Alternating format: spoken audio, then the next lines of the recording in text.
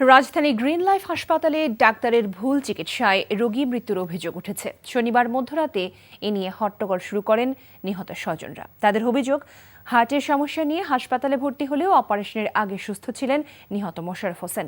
সন্ধ্যায় মৃত্যু হলেও জানানো হয় রাত 9:30টায়। অর্থ ও চাকরির বিনিময়ে ঘটনার রফা দফার প্রলোভন দেওয়ার অভিযোগ করেন তারা। তবে এ ঘটনায় এখনো কোনো মামলা হয়নি।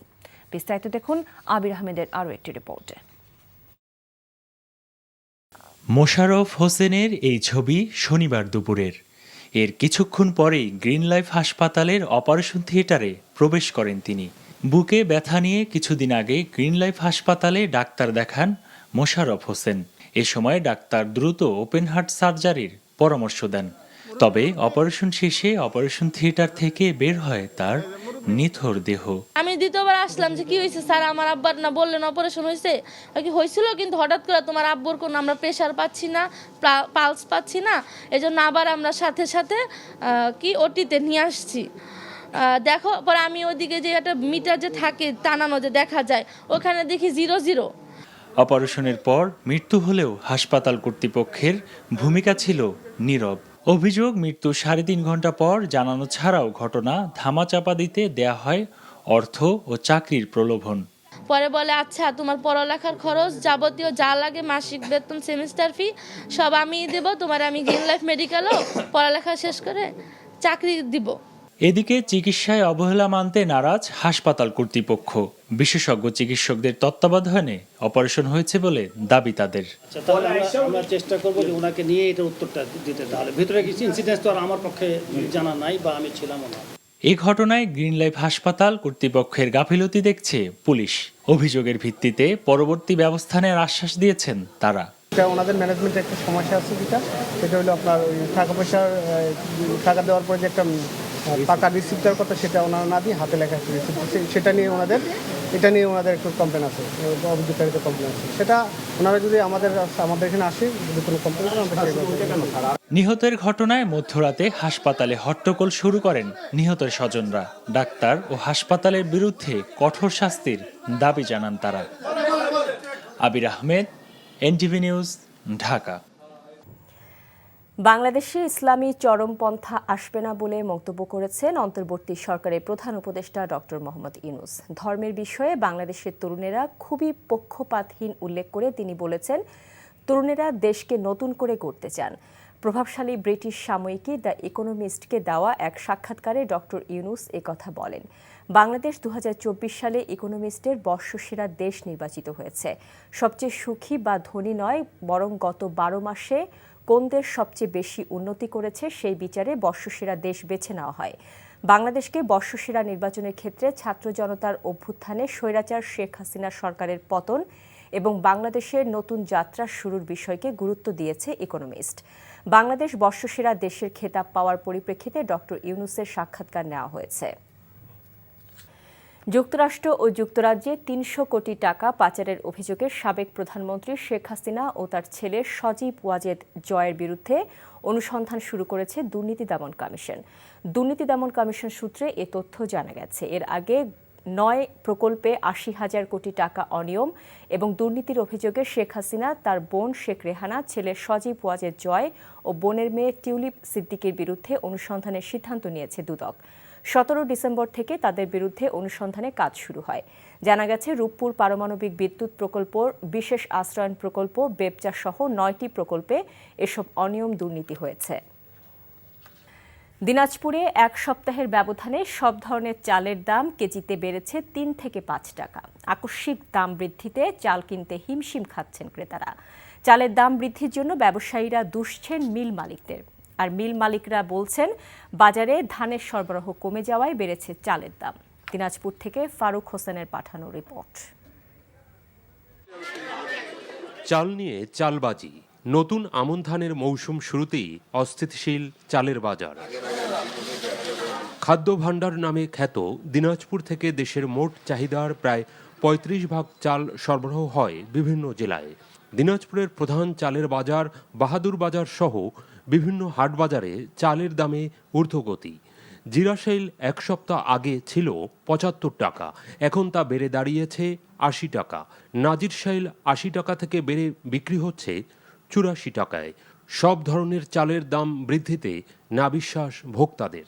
প্রতিটা বস্তায় মনে করেন যে ২০০ দিয়ে ৩০০ টাকা বাড়াইছে প্রতিটা বস্তায়। পাইকারি ও খুচরা ব্যবসায়ীরা বলছেন সিন্ডিকেটের দখলে চালের বাজার, আর আড়তদার ও মিল মালিকদের দাবি ধানের দাম বৃদ্ধি ও সংকট দেখা দেয় বেড়েছে চালের দাম। এখানে কোনো সিন্ডিকেটও নাই, আর এখানে আওয়ামী লীগ, বিএনপি, জাতীয় পার্টি, জামাত কেউ নেই, কারণ এটা মৌসুমে ধানের বাজারে ওপেন বাজার। আমাদের যেমন জয়নন্দ, বীরগঞ্জ, কাহারোল, রামবাড়ি, আমাদের যে হাটগুলো আছে এখানে সবাই বস্তা খুলে থাকে। যে কোনো চাল মিনিকেট ২৮ কেজি প্রতি ৫ টাকা ৪ টাকা বেশি। এখন এই বাজার যদি কমাতে যায় তাহলে আমাদেরকে বাইরে থেকে চাল আমদানি করতে হবে, এছাড়া আর কমার রাস্তা নাই। তবে ভোক্তারা বলছেন কৃত্রিম সংকটে বাজারে চরম অস্থিরতা। ধান চালের দাম সহনশীল পর্যায়ে রাখতে প্রশাসনের কার্যকর উদ্যোগের দাবি তাদের। NTV news desk. খেলার খবর ক্রিকেট। সাকিব তামিম ইস্যু জাতীয় দলের ওপরে নেতিবাচক প্রভাব ফেলেছে। সংশ্লিষ্টরা আন্তরিক হলে সমস্যা এতদূর ঘটত না বলে বিশ্বাস করেন সাবেক অধিনায়ক ও দুজনেরই সতীর্থ মুশফিকুর রহিম। এনটিভিকে একান্ত সাক্ষাৎকারে তিনি জানিয়েছেন, আন্তর্জাতিক ক্রিকেটের চাপ কমানোর জন্য সব ক্রিকেটারকেই নির্দিষ্ট সময়ে বিশ্রাম নেওয়া উচিত। ক্রিকেট এবং ক্রিকেটার মুশফিককে নিয়ে 2 পর্বের ধারাবাহিক রিপোর্টের আজ দেখুন প্রথম পর্ব, জানাচ্ছেন বর্ষণ কবির। নক্ষত্রের পতন যখন হয় সেই শব্দ শোনা যায় না, কিন্তু বাংলাদেশের ক্রিকেটে যে 2 নক্ষত্র পতন, তার আগে তাদের মধ্যকার যে বিবাদ, সেটা শুধু শব্দ নয়, কোলাহল তৈরি করেছে এর দেশের ক্রিকেটে গত বছর থেকে। দুজনের আন্তর্জাতিক ক্রিকেটের ক্যারিয়ার, বিবদমান পরিস্থিতি দল হিসেবে স্বস্তিতে থাকতে দেয়নি এদেশের ক্রিকেটকে।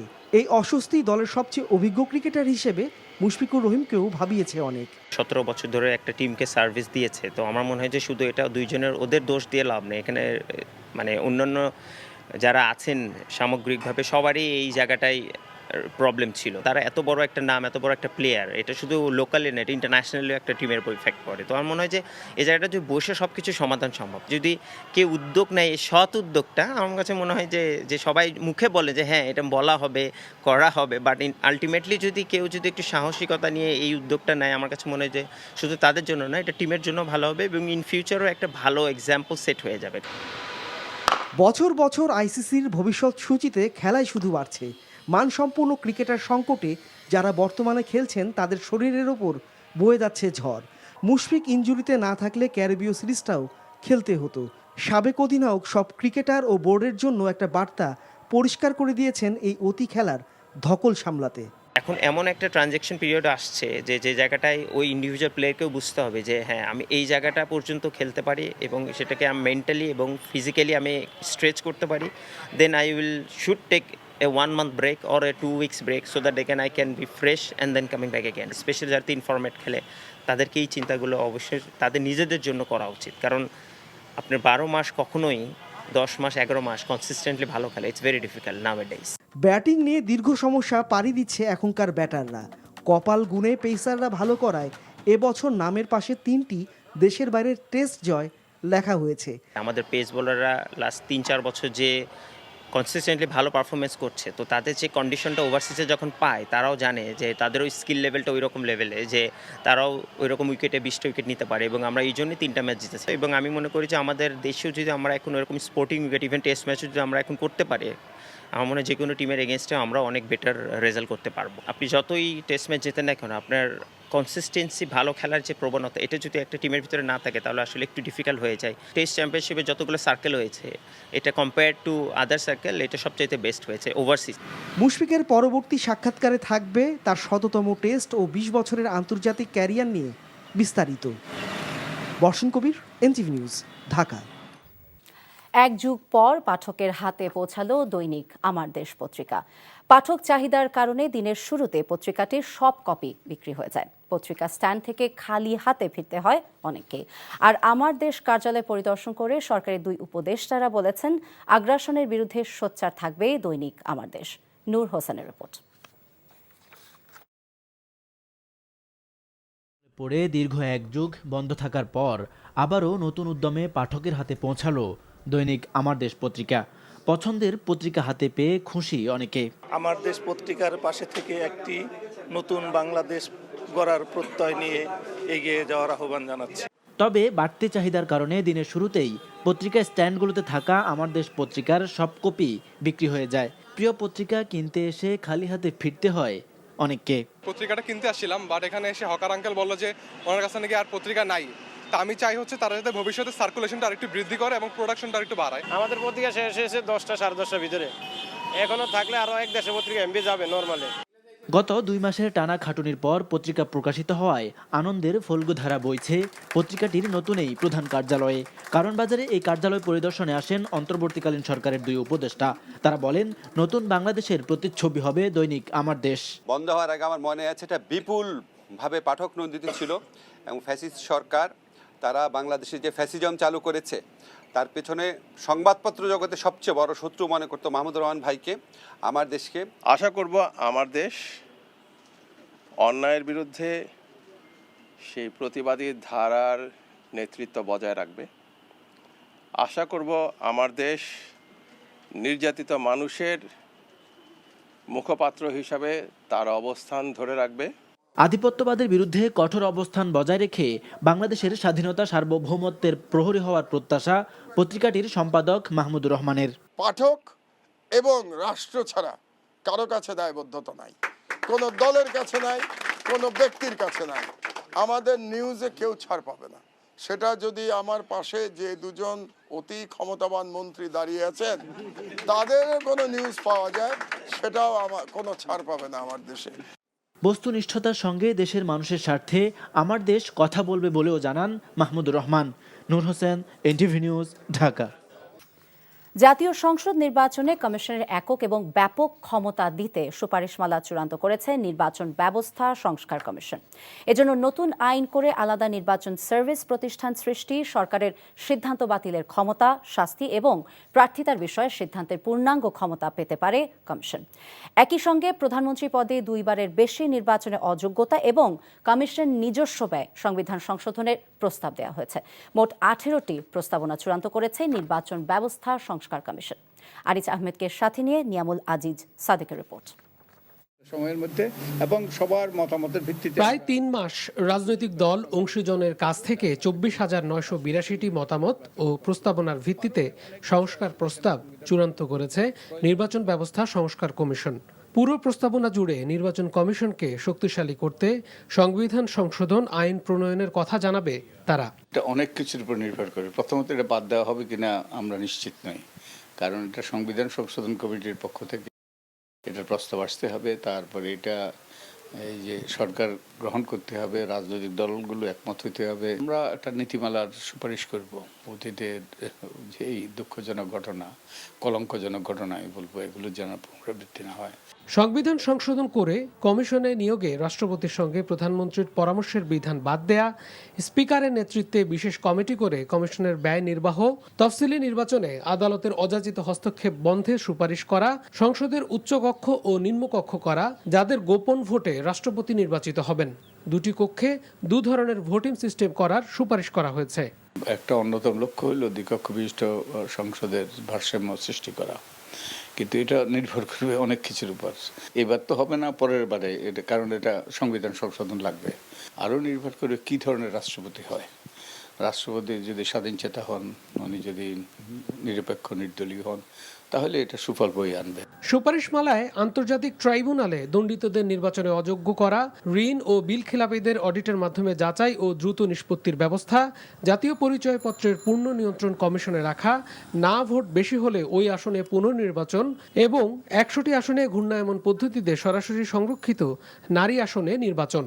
প্রস্তাবিত সুপারিশমালায় গণমাধ্যমগুলোকে নির্বাচনে অবাধে কাজ করার স্বাধীনতা, বিদেশি পর্যবেক্ষক নিয়োগ এবং নির্বাচনে প্রার্থীদের সংশ্লিষ্ট দলের 3 বছর সদস্য হিসেবে থাকার বিধান যুক্ত করা হচ্ছে।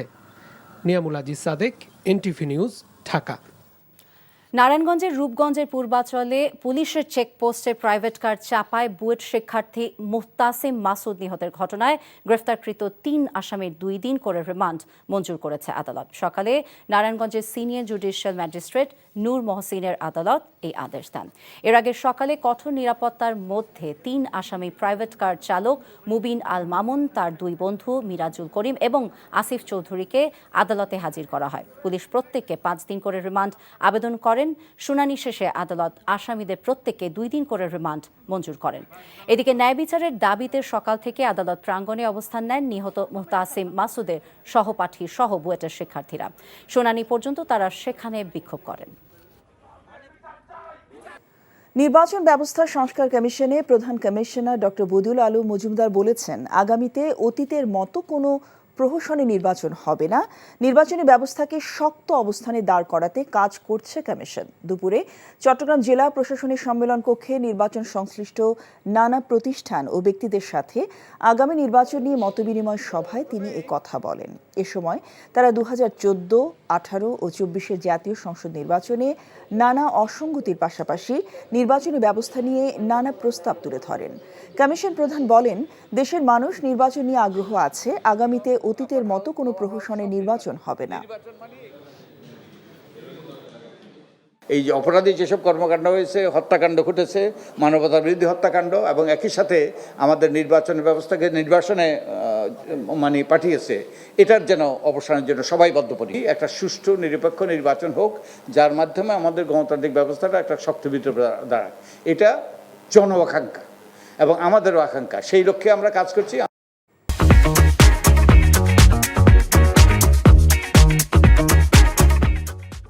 পরমাণু বিদ্যুৎ উৎপাদনের চূড়ান্ত ধাপে বাংলাদেশ। শেষ হয়েছে দেশের প্রথম পরমাণু বিদ্যুৎ কেন্দ্র রূপপুরের প্রথম ইউনিটের অবকাঠামো নির্মাণ ও যন্ত্রাংশ স্থাপনের কাজ।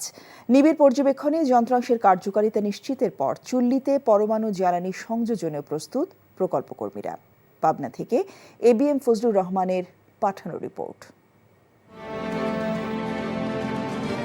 দীর্ঘ 1 দশক ধরে অবকাঠামো নির্মাণ শেষে দেশের প্রথম পরমাণু বিদ্যুৎ কেন্দ্র রূপপুরের প্রথম ইউনিটে এখন অপেক্ষা মহামূল্যবান পরমাণু জ্বালানি ইউরেনিয়াম সংযোজনের। আন্তর্জাতিক নীতি মেনে নিরাপত্তায় সকল শর্ত পূরণ করে চুল্লিতে স্থাপিত হয়েছে পরমাণু বিদ্যুৎ উৎপাদনের সকল সরঞ্জাম। এখন চলছে স্থাপিত সরঞ্জাম ও পুরো স্থাপনাকে নির্ধারিত স্থিতিমাপে আনার কার্যক্রম। প্রকল্প সংশ্লিষ্টরা জানান, পরমাণু চুল্লির কার্যক্ষমতা যাচাইয়ের এ ধাপে কুল্যান্ট পাম্প চালু ও পরীক্ষা, পারমাণবিক জ্বালানি ছাড়াই নির্ধারিত প্যারামিটারে চুল্লির বিভিন্ন যন্ত্রাংশের খুঁটিনাটি পরীক্ষা করা হবে। নির্ধারিত নকশা ও পরিমিতি অনুযায়ী যন্ত্রাংশ ঠিকঠাক কাজ করলে বিদ্যুৎ উৎপাদনে চূড়ান্ত প্রস্তুত হবে প্রথম ইউনিট। পুরো প্রক্রিয়াটি শেষ করতে সময় লাগবে অন্তত 1 মাস। ইকুইপমেন্টগুলি যেগুলি বসছে, এগুলি ধাপে ধাপে প্রত্যেকটা ইকুইপমেন্ট এখানে শতভাগ কার্যকর কিনা সেটা পরীক্ষা করে দেখা হচ্ছে। এই কাজটা যখন সমাপ্ত হবে এবং প্রয়োজনীয় বিদ্যুৎ পাওয়া যাবে, সেই বিদ্যুৎ প্রাপ্তির সাপেক্ষে আপনাকে ফুয়েল লোড করতে হবে। তবে প্রথম ইউনিটের চুল্লি পরমাণু জ্বালানি সংযোজনে প্রস্তুত হলেও এখনও প্রস্তুত হয়নি বিদ্যুৎ সঞ্চালন লাইন। এছাড়াও উৎপাদন শুরুর আগে রয়েছে আন্তর্জাতিক আণবিক শক্তি সংস্থার সনদ প্রাপ্তির বাধ্যবাধকতা। আগামী বছর এপ্রিলের মধ্যেই সব প্রক্রিয়া শেষ করতে আশাবাদী বিজ্ঞান ও প্রযুক্তি মন্ত্রণালয়। আমরা আশা করছি যে মার্চে পিজিসিবির লাইন চলে আসলে এপ্রিলের শেষে বা মের প্রথমে ফিজিক্যাল স্টার্ট আপ করা সম্ভব হবে। প্রকল্প বাস্তবায়নের সফলতায় খুশি রাশিয়াও। এটি উভয় দেশের মধ্যে বাণিজ্য ও অর্থনৈতিক সহযোগিতা বৃদ্ধির সূচক। আমি আত্মবিশ্বাসের সাথে বলতে পারি যে নীতিগতভাবে এতে আমাদের লক্ষ্য অর্জিত হয়েছে। অন্তত সাধারণ বাংলাদেশিরা ইতিমধ্যেই প্রকল্পের তাৎপর্য বুঝতে পেরেছে। পরমাণু চুল্লিতে জ্বালানি সংযোজনের পর বাণিজ্যিক উৎপাদনে যেতে সময় লাগবে অন্তত 1 বছর। 3+ জেনারেশনের VVER প্রযুক্তির রূপপুরের প্রতিটি চুল্লি থেকে বিদ্যুৎ মিলবে 1200 মেগাওয়াট করে।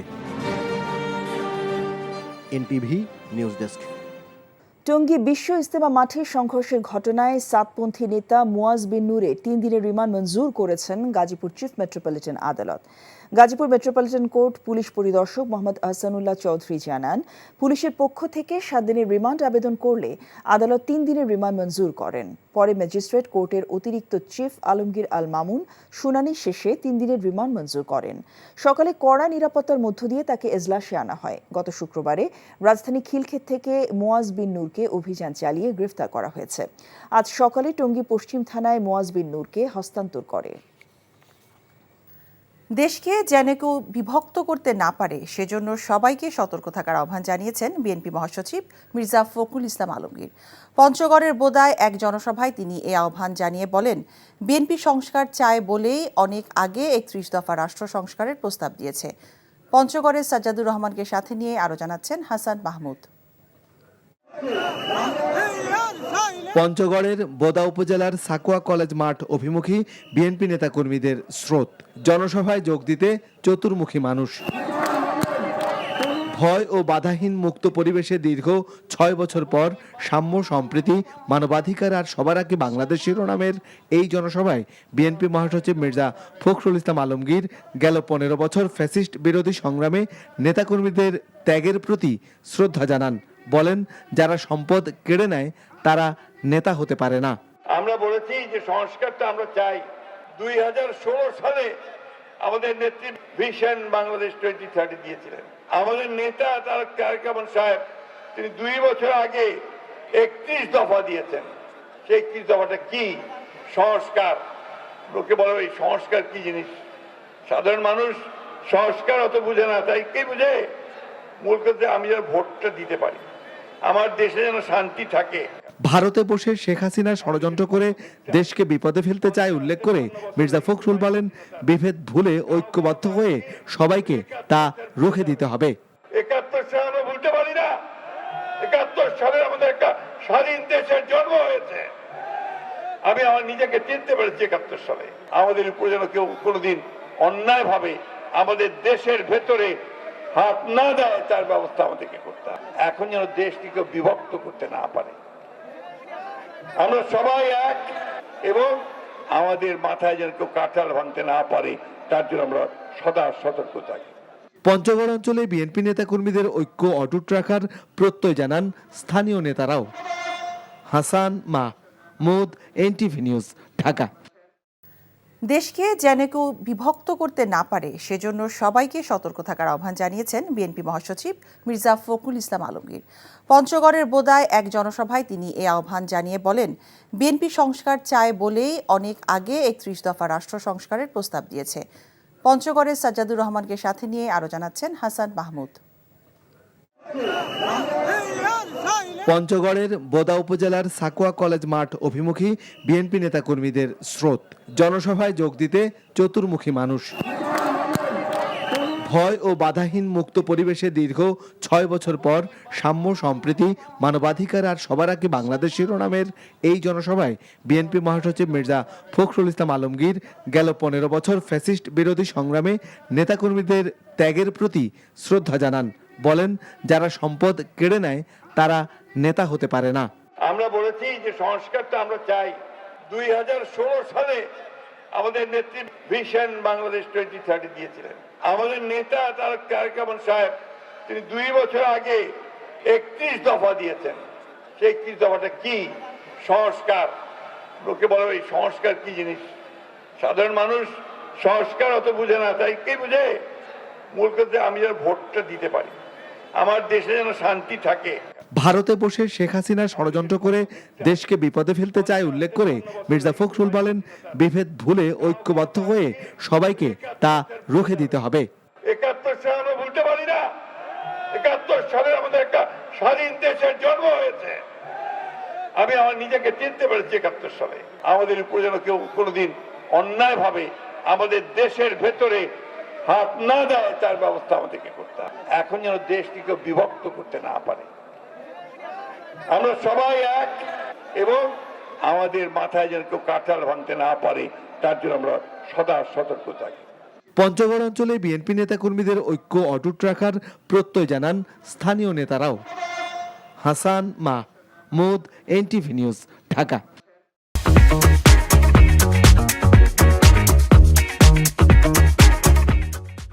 সাবেক প্রধানমন্ত্রী শেখ হাসিনা এবং তার পরিবারের সদস্যদের $300 মিলিয়ন পাচারের অভিযোগের অনুসন্ধান শুরু হয়েছে বলে জানিয়েছেন দুর্নীতি দমন কমিশনের chairman Abdul Momen. July August গণ অভ্যুত্থানের জন আকাঙ্ক্ষা বাস্তবায়নে দুদক কাজ করে যাবে বলেও জানান তিনি। দুদক কার্যালয়ে এসব বলেন দুদক চেয়ারম্যান। আরাফাত ইসলামের রিপোর্ট। গত 11 ডিসেম্বর দুদকের চেয়ারম্যান হিসেবে দায়িত্ব নেওয়ার পর রোববার প্রথম গণমাধ্যম কর্মীদের সঙ্গে মতবিনিময় করলেন কমিশনের চেয়ারম্যান ও কমিশনাররা। এ সময় দুর্নীতির ব্যাপকতা উল্লেখ করে দুদক চেয়ারম্যান বলেন, দেশে এই প্রথম গণ অভ্যুত্থানের পর গণরোষের মুখে কোনো প্রধানমন্ত্রী পালিয়ে গেছেন। পৃথিবীর ইতিহাসে এমন ঘটনা কখনো ঘটেনি যে একই সঙ্গে প্রধানমন্ত্রী এবং বাইতুল মোকাররমের ইমাম পালিয়ে যাবেন। সাবেক প্রধানমন্ত্রী ও তার পরিবারের সদস্যদের $300 মিলিয়ন পাচারের অভিযোগ অনুসন্ধান শুরু হয়েছে বলে জানান তিনি। এটা যেহেতু অনুসন্ধান পর্যায়ে আছে, অনেক ঘটনাই সত্য। আমরা সুনির্দিষ্টভাবে আমাদের হাতে আরো তথ্য উপাত্ত আসলে পরে আমরা সামনে সরাসরি কথা বলবো। কোনো লুকোচুরি করা হবে না জানিয়ে সময় মতো সবকিছুই সাংবাদিকদের সামনে তুলে ধরা হবে বলেও উল্লেখ করেন তিনি। সবশেষে দুদক চেয়ারম্যান নিজের সম্পদের তথ্য তুলে ধরেন গণমাধ্যম কর্মীদের সামনে। আমি আনুষ্ঠানিকভাবে প্রথমত আমার নিজেরটাই আমাদের দুর্নীতি দমন সংস্কার কমিশন যে সেই কমিশনের হাতে আমি হস্তান্তর করেছি। আরাফাত ইসলাম, এনটিভি নিউজ, ঢাকা। ভাতা বাড়ানোর দাবিতে রাজধানীর শাহবাগ মোড়ে অবরোধ করা ট্রেনি চিকিৎসকরা আপাতত অবরোধ প্রত্যাহার করে শাহবাগ ছেড়েছেন। তবে দাবি পূরণ না হলে কর্মবিরতি চলবে বলে জানিয়েছেন তারা। বিকেলে জাতীয় নাগরিক কমিটির মুখ্য সংগঠক ও জুলাই শহীদ স্মৃতি ফাউন্ডেশনের সম্পাদক সার্জিস আলম শাহবাগ মোড়ে এসে ডাক্তারদের সঙ্গে সত্যি অন্যায় হচ্ছে বলে সংহতি প্রকাশ করে আগামী বৃহস্পতিবার পর্যন্ত সরকারকে সময় দিয়ে আন্দোলন স্থগিত করার অনুরোধ করেন। ওই সময়ের মধ্যে দাবি মানা না হলে জাতীয় নাগরিক কমিটি আন্দোলনে অংশ নেবে বলেও জানান তিনি। পরে আন্দোলনকারী ট্রেনি চিকিৎসকরা কর্মবিরতি অব্যাহত রেখে শাহবাগ মোড় থেকে সরে যান। আমাদের সাথে ডাক্তার যে ভাই বোনেরা রয়েছেন তারা আমাদের এই অভ্যুত্থানের সহযোদ্ধা। আমাদেরকে তাদের দিকটি দেখতে হবে।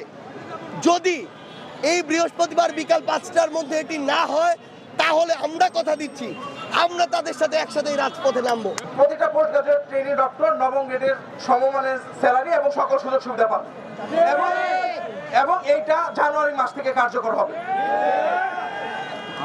এই কমিটমেন্টের ভিত্তিতে আমরা আমাদের রাজপথের কর্মসূচি উদ্যোগ করছি। আমরা রাজপথে থাকছি না বৃহস্পতিবার পর্যন্ত।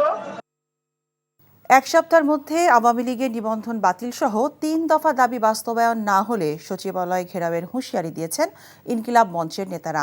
বিকেলে এমন হুঁশিয়ারি দিয়ে কাকরাইল মসজিদের সামনের গোল চত্বর এলাকার সড়ক ছাড়েন আন্দোলনকারীরা। এর আগে বিকেল 3:30টার দিকে দাবি আদায়ে সড়ক অবরোধ করলে কাকরাইল মসজিদের সামনের সড়কে যান চলাচলে বিঘ্ন ঘটে।